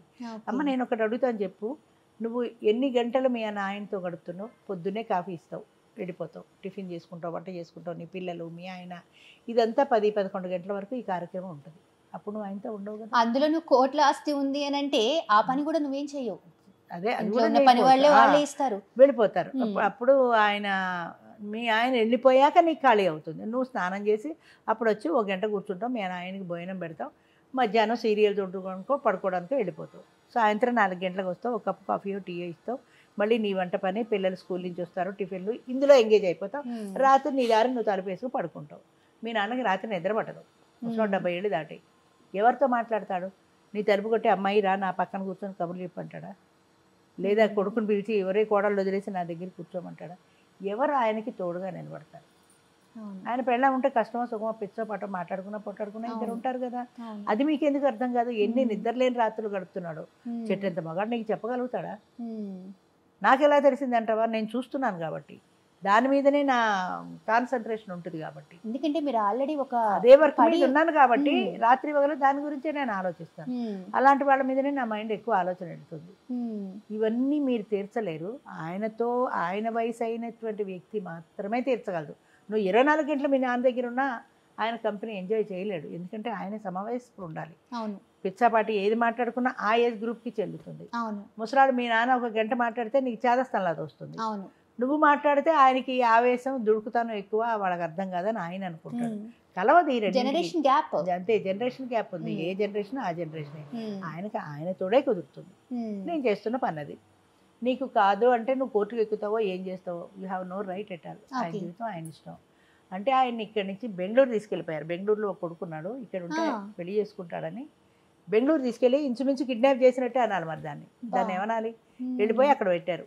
ఆయన ఆ కొడుకు ఇంట్లో పెట్టారు. ఎన్నాళ్ళు ఆపుతారు ఆయన్ని? 15 రోజులు, నెల రోజులు. అక్కడి నుంచి పారిపోయి వచ్చేసాడు. ఈ మధ్య రీసెంట్గా అమ్మ లాస్ట్ ఇయరే నా బర్త్డే నేను ఏదో హోటల్లో రాజేష్ మేమంతా ఏదో సెలబ్రేట్ చేసుకుంటున్నాం. ఒక పోలీస్ ఆఫీసర్ నుంచి ఫోన్ వచ్చింది. రాజేష్ తీసుకున్నాడు ఫోను. ఆ పోలీస్ ఆఫీసర్ ఏం చెప్పాడంటే, ఇక్కడ మాకు ఒక అమ్మాయి కంప్లైంట్ ఇచ్చింది. ఏమనంటే ఆ అమ్మాయి తండ్రి నేను తోడు నీడకి వెళ్ళిపోయి పెళ్లి చేసుకుంటా అని ఆస్తి కాగితాలు తీసుకుని ఇంట్లోంచి వెళ్ళిపోయాడు. ఆయనకి చాలా ఆస్తి ఉంది. మా పర్మిషన్ లేకుండా నా తండ్రి పెళ్లి చేసుకోవడానికి వీల్లేదు. ఆ పెళ్లి మాకు ఇష్టం లేదు. మాకు ఇష్టం లేకుండా, మా అనుమతి లేకుండా తండ్రి పెళ్లి చేసుకోవడానికి వీల్లేదు అని కంప్లైంట్ ఇచ్చింది. మీ దగ్గర పర్మిషన్ కాగితాలు ఉన్నాయా అని అడిగాడు. సరే నేను తీసుకున్నాను ఫోన్. తీసుకుని ఆయన మైనర్ కాదు కదా అండి, మైనార్టీ తీరిన వాళ్ళకే మీ పోలీస్ స్టేషన్లలో ప్రేమ జంటలను పెళ్ళిళ్ళు చేస్తున్నారు. ముసలాయన పెళ్లి చేసుకుంటే ఆయనకి పర్మిషన్, పిల్లల పర్మిషన్ అవసరం లేదు కదా అన్న. లేదమ్మా, రేపు మీరు ప్రోగ్రామ్ అని చెప్పి అమ్మాయి చెప్పింది. రేపు నేను వస్తున్నాను, ఎంతమంది మీటింగ్కి వస్తారో అంతమంది పిల్లల అనుమతులు ఉండాలి మీ దగ్గర. పర్మిషన్ కాగితాలు చూపించండి, లేకపోతే ఇది కేసు అవుతుంది అని చెప్పాడు. నాకు నిజంగానే భయం వేసింది. నాకు తెలిసినంత వరకు ఎక్కడ ఎప్పుడు పర్మిషన్లు అవసరం లేదు, వాళ్ళు మేజర్లు కదా. మరి ఇదేంటి కొత్తగా చెప్తున్నాడు అనుకుని, ఎందుకైనా మంచిదని లాయర్ మేడం ఎవరో ఉంటే తెలిసినవాడు ఆవిడని అడిగాను. ఆయన ఏదో అమ్మాయి దగ్గర డబ్బులు పుచ్చుకున్నాం, ఏదో డబాయించారండి, ఎవ్వరికీ అవసరం లేదు, ఇది గ్యారంటీ, ఏదైనా అయితే నన్ను పిలవండి అండి. ఎందుకైనా మంచిదే, 1-2 సాక్షి తెలిసిన పేపర్ వాళ్ళు ఉంటే వాళ్ళిద్దరిని పిలిచారు. బాబు దగ్గర పెట్టుకోండి, మేడంని అరెస్ట్ చేస్తున్నాము అనగానే మీరు ఫోటోలు తీసి పేపర్కి ఇద్దరు, కానీ కనీసం ప్రపంచానికైనా అర్థమవుతుంది ఇది అన్నాను. నేను కూడా టెన్షన్గానే ఉన్నా, వస్తాను లేదు రాలా. అంటే అమ్మ ఒకటి, ఇప్పుడు మీరు ఈ సంస్థని స్థాపించారు అంటే ఈ ఫౌండేషన్ అనేది, దీని ప్రకారంగా చూస్తే అసలు ఏ ఏజ్ వాళ్ళు ఎలా దీన్ని అప్లై చేయాలి, దీనికి కుల మత వర్గ అలా ఏదన్నా ఉందా, వాటి కొంచెం డీటెయిల్స్ చెప్తారా? తప్పకుండా. దీనికి 50 సంవత్సరాల వయసు పరిమితి పెట్టాం. ఎందుకు పెట్టామంటే అది కూడా 40 ఏళ్ల వరకు మ్యాట్రిమోనియల్స్ చాలా ఉన్నాయి. 40 years వరకు మ్యాట్రిమోనియల్స్ వెళ్తున్నాయి. ఈ 4 పదులు దాటి జనాలు ముందుకు రావట్లేదు. అంచేత అలా వచ్చిన జనాల కోసం, సీనియర్ సిటిజన్స్ కోసం 50+ ఏజ్ ఎందుకు పెట్టామంటే 40 వరకు ఉన్నాయి కాబట్టి 50 నుంచి మేము తీసుకున్నాం. 50 కూడా పరిమితి ఎందుకు పెట్టామంటే 50 సంవత్సరాలు వచ్చేటప్పటికి ఇంచుమించుగా పిల్లలు పుడతారు, పెద్దవాళ్ళు అయిపోతారు, వాళ్ళ ఉద్యోగాలు పెళ్ళిళ్ళు అయ్యి సెటిల్ అయిపోతారు. సెటిల్ అయిపోయిన తర్వాత అమెరికాలో సెటిల్ అవుతారు, ఢిల్లీలోనో బొంబాయిలోనో ఎక్కడో సెటిల్ అవుతారు. ఈ ఇద్దరు ముసలాళ్ళు ఉన్నవాళ్ళు ఏంటంటే వెళ్ళడానికి పిల్లల దగ్గరికి ఇష్టపడరు. వీళ్ళు ఏదో కలో గంజ తాగుతూ ఈ ముసలాళ్ళు ఇద్దరు ఉంటారు. ఇద్దరు ముసలాళ్ళు ఉన్నప్పుడు పర్వాలేదమ్మా, ఈ ఇద్దరిలో ఒకరు చచ్చిపోతే రెండో వాళ్ళ పరిస్థితి ఏంటి? That is my question. ఇద్దరిలో ఒకరు చచ్చిపోయారు, ఈయన వెళ్ళడు, బొంబాయి వెళ్ళడు, లేదా అమెరికా వెళ్ళడు, వాళ్ళు కూడా ఈయన అక్కడ భరించలేరు. మరి ఇక్కడ ఒకడు ఎలా బతుకుతాడు? డబ్బు ఉంటే మనిషిని పెట్టుకుంటాడు. డబ్బుతో మీరు మనిషిని కొనగలరు, సర్వీస్ కొనగలరు, మనసును ఎక్కడ కొనగలుగుతారు? ఎమోషన్స్ ఎక్కడి నుంచి వస్తాయి? ఎమోషనల్ నీడ్ ఎలా సాటిస్ఫై అవుతుంది? ఆయనతో ఉండే మనిషి అయితేనే కొన్ని ఆయన పట్ల ఒక అభిమానం ఉంటుంది, ఒక ఎమోషన్ ఉంటుంది. ఆయనకి బాగాలేదంటే ఆదుర్దా పడుతుంది, దేవుళ్ళకు మొక్కుతుంది, రాత్రి పగలు ఉందా లేదా, జ్వరం తగ్గిందా లేదా, ఇంత హంగామా అవుతుంది భార్య అయితే. అది డ్రైవర్ వస్తాడు, పడుకుంటాడు, హాయిగా నిద్రపోతాడు. వాడికి ఆయన ఉన్నాడా లేదా అదంతా అవసరం లేదు కదా. అలాంటి సీనియర్ సిటిజన్ కూడా ఒక ఆయన స్టోరీ ఉంది వేరే. అందుచేత మనకు మనటువంటి మనిషి ఉంటే వాళ్ళు బతుకేదో వాళ్ళు బతుకుతారు, కష్టమో సుఖమో వాళ్ళ బాధ వాళ్ళు పడతారు. పిల్లలు చూడని వాళ్ళకి ఓల్డేజ్ హోమ్కి వెళ్ళిపోవచ్చు కదా, ఓకే. ఓల్డ్ ఏజ్ హోమ్లో ఉన్నదల్లా ఫుడ్ షెల్టర్ ఈ రెండు. కోటీశ్వర్లు ఉన్నారు ఒంటరిగా భార్య పోయిన వాళ్ళు ఫుడ్ షెల్టర్ కోసం వెళ్ళక్కర్లా. అంత కంప ఉంది, ఇంట్లో వంట మనిషి ఉంది, ఉండి పెడుతుంది. ఫుడ్ షెల్టర్ కోసం వెళ్ళటల్లా. కానీ వాళ్ళు తోడు లేక బాధపడుతున్నారు. వాళ్ళకంటూ ఒక మనిషి కావాలి. ఆయన మా మెంబర్ని అడిగా నేను, నీకు 5 పనివాళ్ళు ఉన్నారు, వంట మనిషి, పని మనిషి, వాచ్మెన్, ఇంకా చేతిలో ఒక కేర్ టేకరు, ఈ గార్డెనరు, ఇంతమంది మనుషులు ఉన్నప్పుడు నీకు అసలు పెళ్ళి అవసరం ఏంటయ్యా అని అడిగితే ఆయన చెప్పాడు, అమ్మ నేను పేపర్ చదువుకుంటూ ఉంటా, పేపర్లో ఏదో ఒక మంచి న్యూస్ ఏదో కనపడింది, ఇది చూద్దుగాని రాని ఎవరిని పిలవ, నేను డ్రైవర్ని పిలవనా, గార్డెనర్ని పిలవనా, వాళ్ళకి అర్థమవుతుందా? అదే నా సమాన స్థాయి ఉన్న వ్యక్తి అయితే అర్థం చేసుకోగలుగుతుంది. లేదు టీవీలో ఒక మంచి జోక్ వస్తుంది, అమ్మ ఇక జోక్ బాగుందని ఎవరిని పిలవను, వంట పిలవనా, ఆవిడ వచ్చి బొరగొక్కరి బాబా నా కూర మాడిపోతుందని వెళ్ళిపోతుంది. భార్య అయితే పక్కన కూర్చొని చూసి షేర్ చేసుకుంటుంది. ఆ షేరింగ్ కావాలి. ఆ షేరింగ్ ఎవరితో వస్తుంది? మనవాడితో రాదు, నీ మనిషితో వస్తుంది. నీ మనుషులు ఎవరు ఉంటారు? నీ పిల్లలు నీ జీవితాంతం ఉండరు, నీ అన్నదమ్ములు నీ జీవితాంతం ఉండరు. మరి జీవితాంతం ఉండే మనిషి ఎవరు? జీవించినంతకాలం ఒక భార్య ఒక్కతే కదా.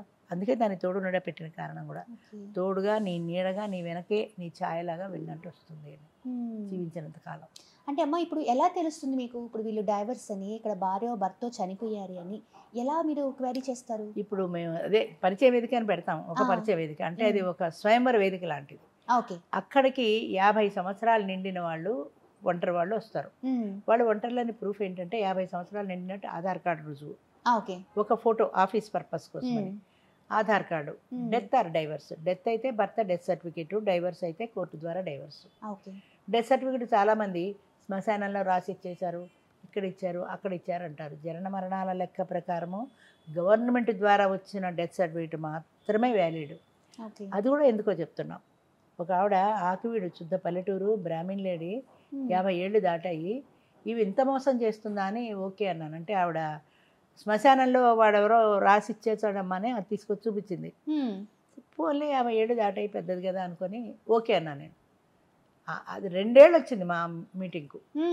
2 ఏళ్ల తర్వాత ఆవిడను ఇంకొక ఆవిడ ఏదో కొట్టుకొని ఆ గొడవల్లో అవతల ఆవిడ చెప్పింది, ఇలాంటి వాళ్ళని నమ్ముతారు మీరు, ఇది ఎవడో చచ్చిపోయిన 50 రూపాయలు ఇచ్చి 500 ఇచ్చి అది కొనుక్కొచ్చి మీకు ఇచ్చింది అని. అమ్మ దొంగ పెనుగానే అడిగితే అవునండి అని ఒప్పుకుంది. అంటే ఎక్కడ ఇంత మాత్రం మీరు చూపించినా కూడా తేడా వచ్చేసి, అది పెళ్ళి అవ్వలేదు కాబట్టి సరిపోయింది. ఎవడైనా పెళ్లి చేసుకుంది అనుకో, తెలిసింది అనుకో, పెద్ద గొడవ కదా అది, అది కోర్టు దాకా వెళ్తుంది గొడవ. ఎంత రిస్క్ అది. పక్కా ప్రూఫ్ 49 కూడా ఒప్పుకోం, 50 ఉండాలి. ఇప్పుడు కొంతమంది మ్యూచువల్ అండర్స్టాండింగ్ తో మేము విడిపోయామమ్మా, ఇప్పుడు మాకు వాళ్ళకి సంబంధం లేదు కదా. మ్యూచువల్ అండర్స్టాండింగ్ అయినా కోర్టు ద్వారా, ఫ్యామిలీ కోర్టులో ఇస్తారు. కోర్టు ఆర్డర్ తప్ప చాలా మంది చెప్తారు, నాకు నవ్వొస్తుంది, మా లాయర్ గారు ఇచ్చేసారండి విడాకులు. లాయర్ ఎలా ఇస్తాడు? ఏదో చాకలాడు పెళ్ళడానికి మంగళాడు విడాకులు ఇచ్చినట్టు నీ పిల్లానికి లాయర్ ఎవరు విడాకులు ఇవ్వడానికి? లాయర్ వాదించడం వరకే ఆయన బాధ్యత. ఆర్డర్ మాత్రం కోర్టు, డిగ్రీ కోర్టు ఇవ్వాల్సిందే. కోర్టు ద్వారా చచ్చిపోతాం ఒక్కొక్కసారి చదువుకోలేక, ఇంత కట్ట 30 పేజీలు కట్ట తెచ్చి వాడేస్తారు, ఎత్తుకోండి ఎక్కడుందో అని. ఆ కోర్టు డిగ్రీ డైవర్స్ అని ఎక్కడుందో మనం ఎత్తుకోవాలి. అంచేత కోర్టు ద్వారా వచ్చిన డైవర్స్ మాత్రమే స్వీకరిస్తాం, గవర్నమెంట్ ద్వారా వచ్చిన డెత్ సర్టిఫికేట్ మాత్రమే స్వీకరిస్తాం, సింగిల్ అనే ప్రూఫ్కి. ఓకే. చాలామంది ఫోన్ చేస్తుంటారు, మా వాడికి బాగాలేదు, లేదా మా వాడు చచ్చిపోయింది కానీ డెత్ సర్టిఫికేట్ తీసుకోలేదు. మేమేం చేయలేము. నువ్వు డెత్ సర్టిఫికేట్ ఇప్పుడు అప్లై చేసుకో, డేట్ చచ్చిపోయిన డేట్ తెలుసు కదా, అప్లై చేయి, కంప్యూటర్ ద్వారా వస్తుంది. అది వచ్చిన తర్వాత రా. అంటే ఎలా అమ్మ, ఇప్పుడు స్వయంవరం అన్నారు, అవును, ఇప్పుడు వాళ్ళు ఏంటంటే ఒక మీటింగ్ అనుకోండి, ఒక మీటింగ్లో ఆడవాళ్ళు మగవాళ్ళు వచ్చారు. వచ్చిన వాళ్ళు ప్రతి వాళ్ళు, ఇప్పుడు ఆడవాళ్ళని ముందు పిలిచామనుకోండి, ప్రతి ఒక్క వ్యక్తి స్టేజ్ దగ్గరికి వచ్చి ఊరు, పేరు, క్యాస్టు, వయస్సు, ఆమె రిక్వైర్మెంట్, ఎటువంటి పార్ట్నర్ని కోరుకుంటుంది, ప్రతి ఒక్కళ్ళు వచ్చి చెప్పాలి స్టేజ్ మీద. అలాగే మగవాళ్ళు కూడా ఊరు, పేరు, క్యాస్టు, వయసు, ఎలాంటి పార్ట్నర్ని కోరుకుంటుంది. క్యాస్ట్ మనకు సంబంధం లేదు. ఇంటర్ క్యాస్ట్ మ్యారేజెస్ చాలా అయ్యాయి మా దాంట్లో. క్యాస్ట్తో మాకు సంబంధం, వాళ్ళకి వీళ్ళకి నచ్చినప్పుడు వాళ్ళు చేసుకుంటే మాకు అభ్యంతరం లేదు. చాలా చాలా జరిగాయి కూడా అలాగే, ఇంటర్ క్యాస్ట్ మ్యారేజ్లు కూడా జరిగాయి. అంటే ఓసీ అయితే చాలు మాకు అని కొంతమంది అంటారు, మాకు ఎస్సీ అయినా బీసీ అయినా పర్వాలేదు అని కొంతమంది అంటారు. అసలు కాస్ట్ కాలం లేదు. ఫస్ట్ చెప్పాలంటే అప్లికేషన్లో క్యాస్ట్ కాలం లేదు. But some people are very particular about caste. ముఖ్యంగా తెలంగాణ, ఆంధ్ర ఉన్నప్పుడు పెట్టాను ఇది, ఆ తర్వాత తెలంగాణ వచ్చింది. నేను రెడ్డి అండి, నాకు తెలంగాణ రెడ్డే కావాలండి, ఆంధ్ర రెడ్డి పనికిరాదు. ఏమయ్యా నిన్న మొన్నటి దాకా రెండు ఒకటిగానే ఉన్నాయి కదా, ఇప్పుడు తెలంగాణ ఆంధ్ర అనేది పేరు కోసమే కానీ మనకేం లేదు కదా అంటే, అబ్బాయి లేదురండి కల్చర్లో తేడా ఉంటుందండి, ఫుడ్లో తేడా ఉంటుంది. అంచేత తెలంగాణ అంటే తెలంగాణయే కావాలి, ఆంధ్ర అంటే ఆంధ్రాయే కావాలి. కొంతమంది అంతే ఉంటారు, మాకు తెలంగాణ ఆంధ్రాతో సంబంధం లేదండి, ఏదైనా పర్వాలేదని కొంతమంది ఉంటారు. ఏదైనా వాళ్ళ ఇష్టం, వాళ్ళు చేసుకోవడం అనేది వాళ్ళ ఇష్టం. అక్కడికి వచ్చి పరిచయం చేసుకున్నప్పుడు అందరికీ స్లిప్స్ ఇస్తాము.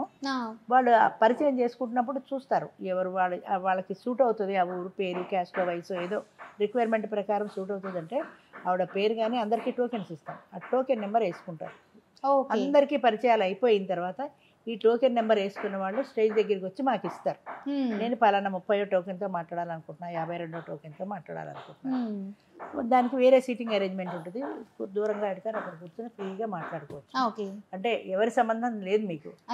మీ పిల్లలు, ఆవిడ పిల్లలు, మీ పిల్లలు, వాళ్ళ పిల్లలు ఒప్పుకున్నారా, మీ పిల్లలు ఒప్పుకున్నారా, ఒప్పుకుంటే ఏం చేయాలి, ఒప్పుకోకపోతే ఏం చేయాలి. చాలా మందికి పిల్లలు ఒప్పుకోరు, నాకు పిల్లలు ఒప్పుకోలేదు అయినా నేను పెళ్లి చేసేసుకోవాలనుకుంటున్నాను అంటారు.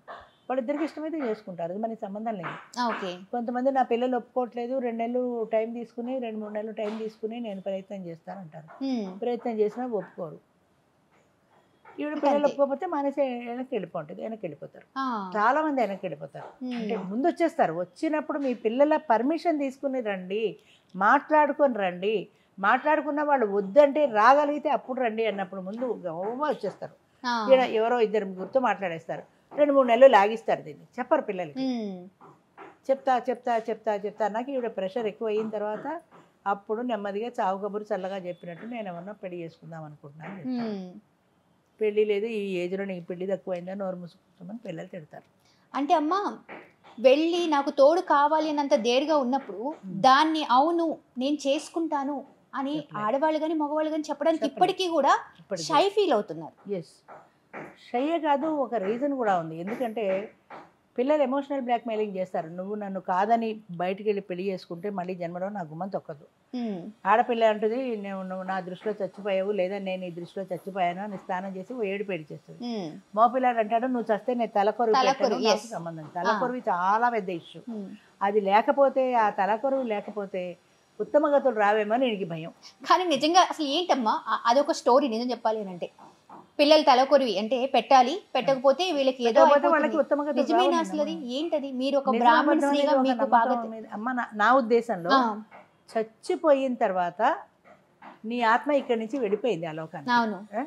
ఇప్పుడు ఈ బాడీకి తలకొరివి ఎవరు పెట్టారు అనేది అసలు నీకేమన్నా తెలుస్తుందో? చచ్చిపోయిన వాళ్ళకి తెలియదు కదా, కొడుకు పెట్టాడో తెలియదు, బంధువు పెట్టాడో తెలియదు, పాకివాడు పెట్టాడో తెలియదు. అసలు what way is related to you? నీకు నీ కొడుక్కి సంబంధం, నీ కొడుకు అన్నది ఎప్పటి వరకు? ప్రాణం ఉన్న వరకు. నీ ప్రాణం పోయిన తర్వాత వాడు నీ కొడుకు ఎలా అయ్యాడు అసలు తలకొరు పెట్టడానికి? అలా అనిపించదు. ఉత్తమగతులు రావు, తలకొరు పెట్టారు, వాడు తలకొరు పెట్టినట్టున్నాడు అండి నేనేం చేయనని పెళ్లి మానేస్తాడు. ఉత్తమగతులు వస్తాయో లేదో, వాడు తలకొరు పెట్టాడో లేదో నాకు తెలియదు, కానీ జీవోత్సవాల్లో జీవితకాలం ఏడుస్తున్నావు. అవును, బతికినంత కాలం మాత్రం కదా, సరిగా ఏది లేకుండా, తోడు అనేది లేకుండా. అదే ఇప్పుడు ఈ పనే ఉందమ్మా, ఇది చాలా పాపం అని చాలా మంది ఉద్దేశం. అంచేత అలాంటి పాపం పని చేస్తున్నాను కాబట్టి నేను పాపిస్తుందాన్ని. నా ఉద్దేశం ఏంటంటే పాపం పుణ్యం అనేది ఒక వ్యక్తికి, ఒక జీవికి, ఒక వ్యక్తే కాదు, ఒక జీవికి మన వల్ల సంతోషం కలిగితే, మనం సహాయం చేస్తే అది పుణ్యం. ఒక జీవి మన వల్ల బాధపడితే అది పాపం.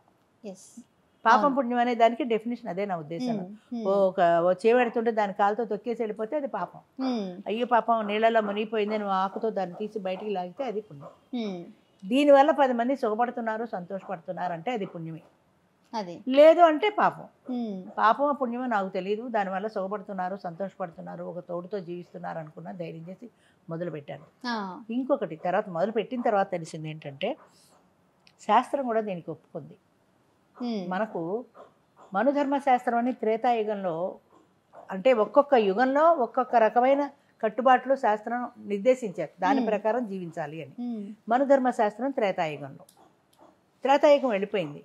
కలియుగంలో మనుధర్మ శాస్త్రం కాదు, అది పరాశర శాస్త్రం అని, పరాశర స్మృతి అంటారు. పరాశరుడు అనేవాడు కలికాలంలో ఎలా ఉండాలి అనేది ఆ ధర్మాన్ని ఆయన చెప్పాడు, ఆయన చెప్పినట్టుగా నడుచుకోవాలి.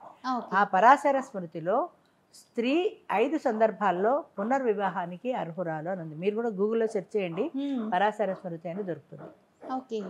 5 ఏంటి? వైధవ్యం, భర్త చనిపోయినప్పుడు.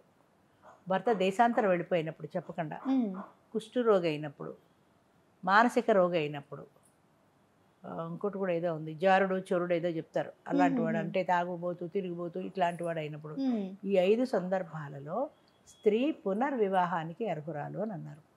అదే సో జడ్జిమెంట్ ప్రకారము సెకండ్ మ్యారేజ్ తప్పు కాదు, సింగిల్ అయినప్పుడు మాత్రమే.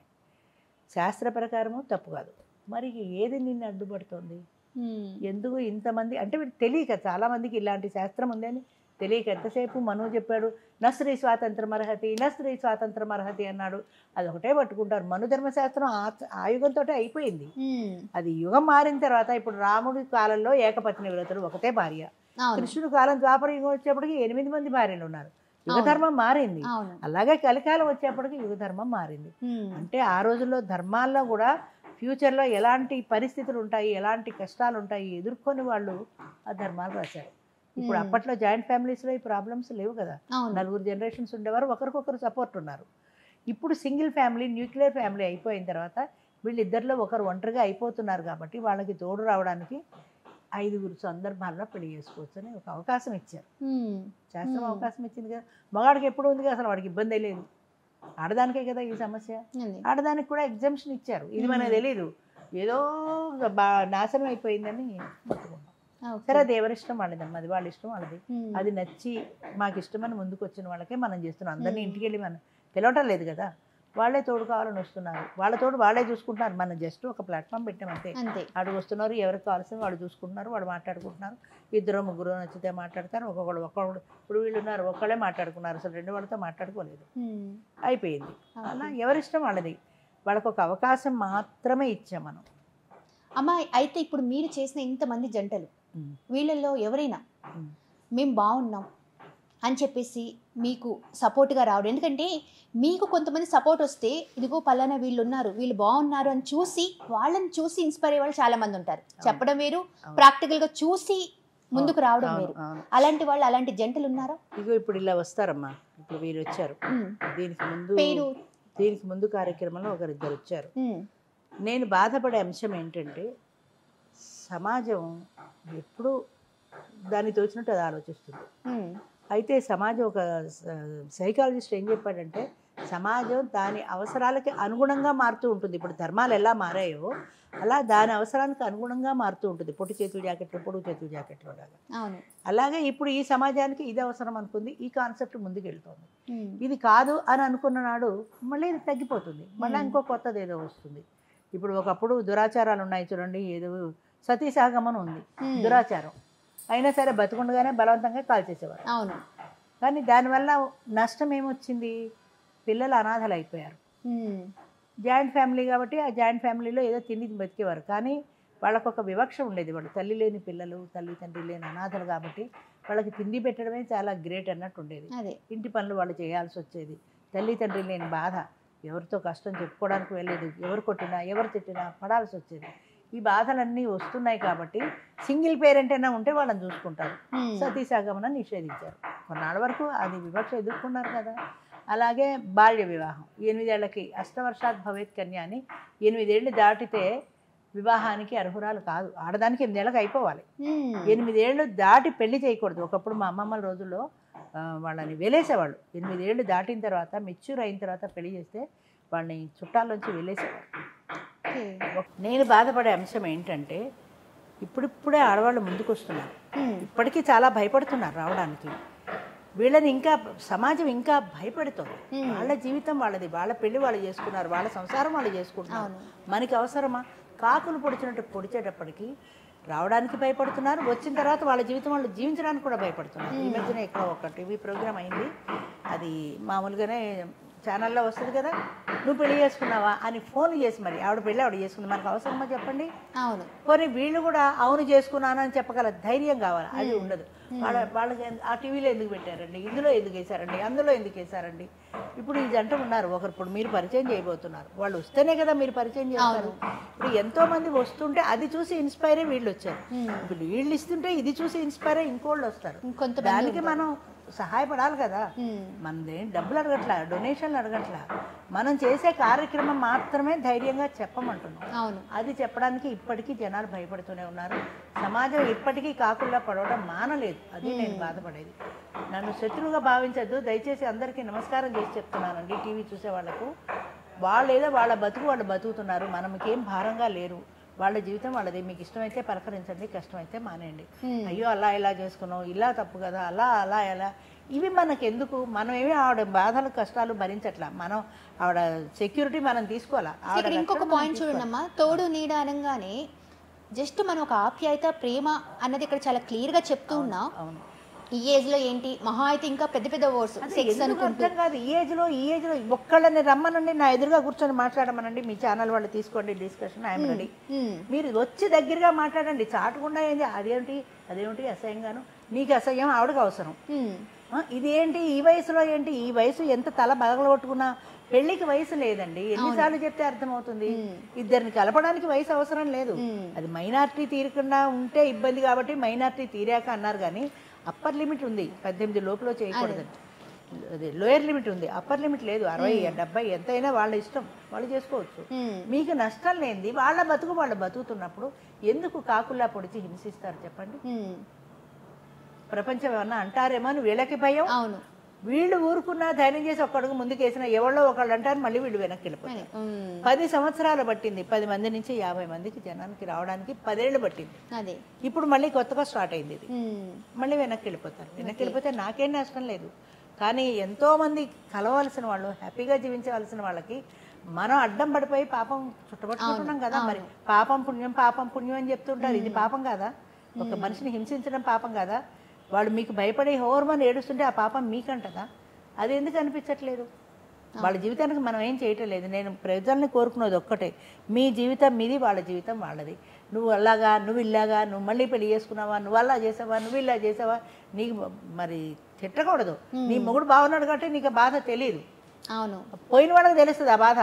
ఇది ఉన్నంతసేపు నేను హ్యాపీగా ఉన్నాను, నా మనిషి బాగున్నాడు కాబట్టి. అది లేకపోతే ఒకసారి ఆ జీవితాన్ని ఊహించుకో ఎలా ఉంటుందో. అలాంటి వాళ్ళకి మనం సహాయం చేయకపోతే మానే అపకారం చేయకండి. నేను చెప్పేది అది. నువ్వు వేరేం పెళ్లి చేయక్కర్లేదు, కనీసం వెళ్ళి అపకారం చేయకు.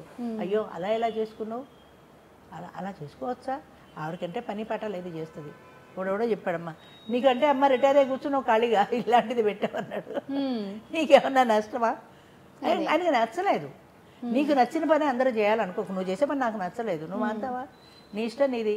ఇప్పుడు సమాజం యాక్సెప్ట్ చేసినా చేయకపోయినా చట్టం ఒప్పుకున్నప్పుడు, వాళ్ళకి అవసరమైనప్పుడు చట్టబద్ధంగా మనం చేస్తున్నప్పుడు అది తప్పెందుకు అవుతుంది? అవును. అది తప్పు అయితే నువ్వు నా దగ్గరికి వచ్చి కూర్చో, ఏ రకంగా తప్పో చట్టం ఒప్పుకుంది, శాస్త్రం ఒప్పుకుంది, నేను రుజువు చేస్తున్నా, వెళ్ళి ఎత్తుక్కో, పరాశర స్మృతి ఎత్తుక్కో. అది తెలీదు.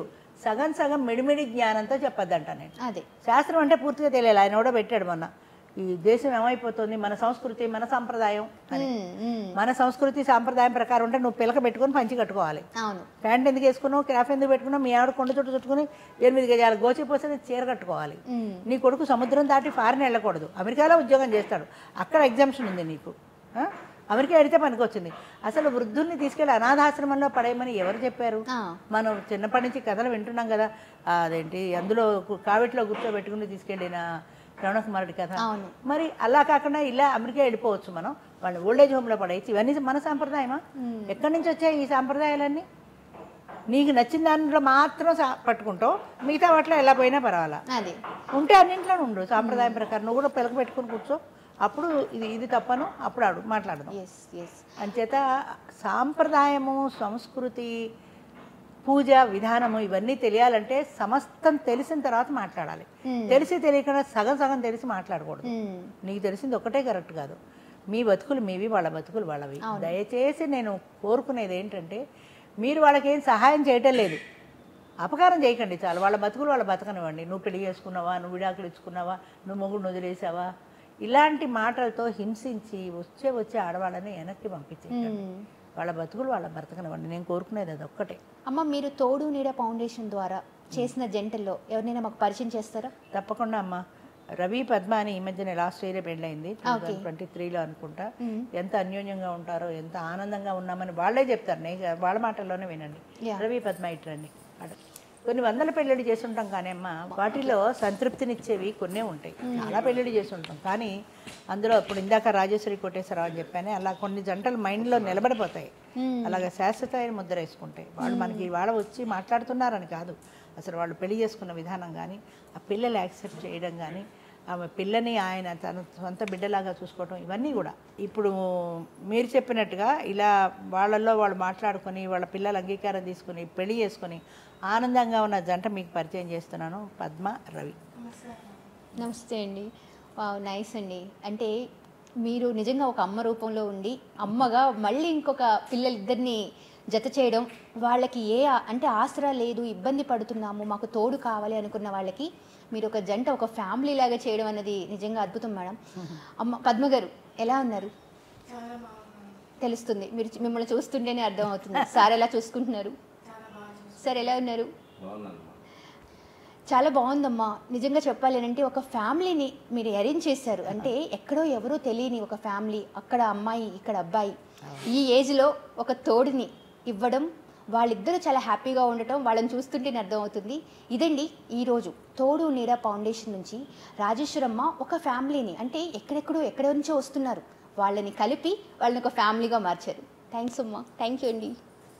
సబ్స్క్రైబ్ చేయండి. Please do subscribe to. Please like, share and subscribe to top Telugu TV. Top Telugu TV. Top Telugu TV.